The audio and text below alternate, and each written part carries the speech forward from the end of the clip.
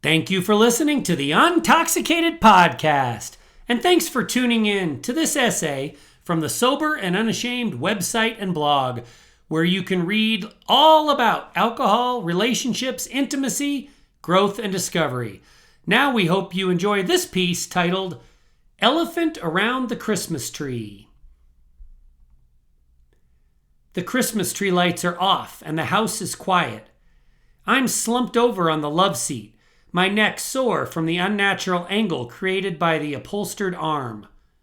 The room was full of people, my people, when I nodded off. Christmas music and laughter and footed pajamas. A note was being penned reminding Santa that the carrot is for Rudolph. In the dark, I can make out the shadow of the Santa gifts next to the fireplace. The remnants of a glass of beer, about an inch left in the bottom, is on the coffee table next to the plate of cookie crumbs. Warm and flat, I drink it down before stumbling to my bedroom. "Why did you leave me out there? My neck is killing me." No answer, so I crawl under the covers without brushing my teeth. I cozy up next to my bride, and I feel her pull away to the far edge of the bed. She is awake. She heard me. I am still drunk enough to feel harmed, even though I passed out before the kids went to bed on Christmas Eve, and I left Santa toy assembly duties to my wife and father. Somehow, my consciousness is her responsibility. I am also still drunk enough to pass out again without trying to extract my pound of flesh. A Christmas miracle. A few hours later, I awake groggy and with more questions than answers about the past 8 or so hours. The gaps in my memory and the suppressed fury of my wife, Sherry, will both have to wait.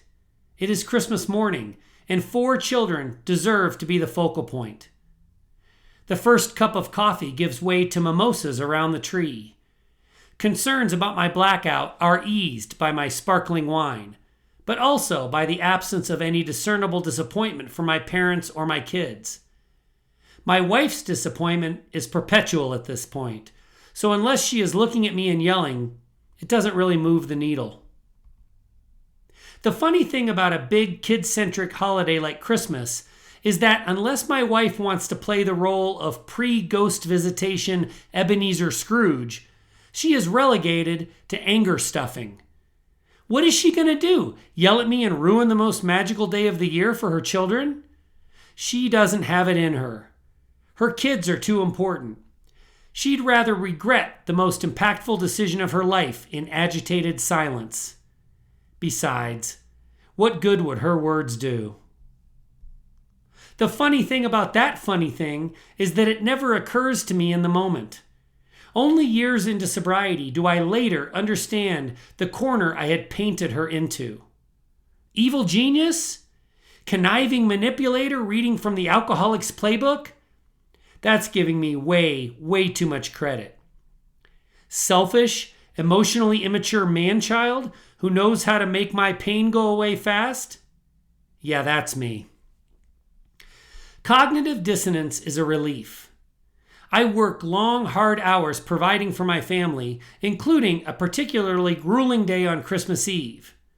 For me to give way to exhaustion before my parental duties are done is plausible. That might be why no one is batting an eye about my snoring on the love seat while my wife stuffed stockings and read assembly instructions by the glow of the tree. What do they really think? Do they have any inkling about the whiskey-spiked eggnog I drank as I wrapped things up at work? Did they count the IPAs I slugged down while we ate appetizers after the candlelight service? Besides my wife, does anyone have any concern?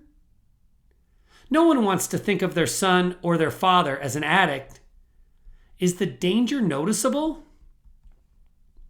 Is it easier just to believe what we want to believe?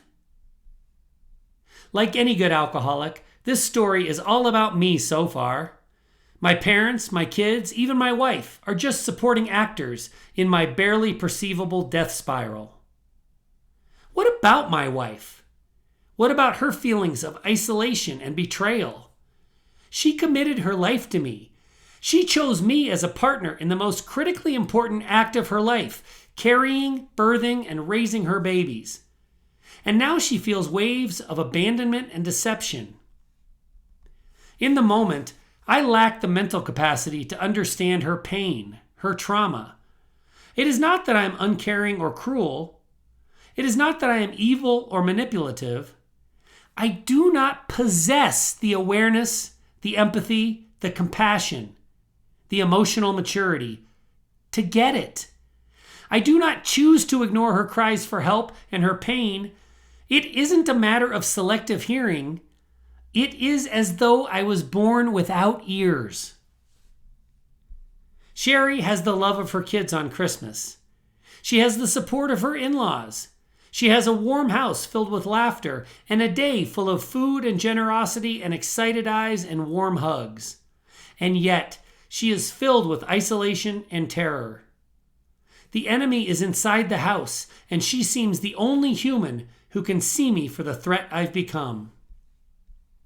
Last night, I passed out on the couch, and now I'm writing an all-day buzz.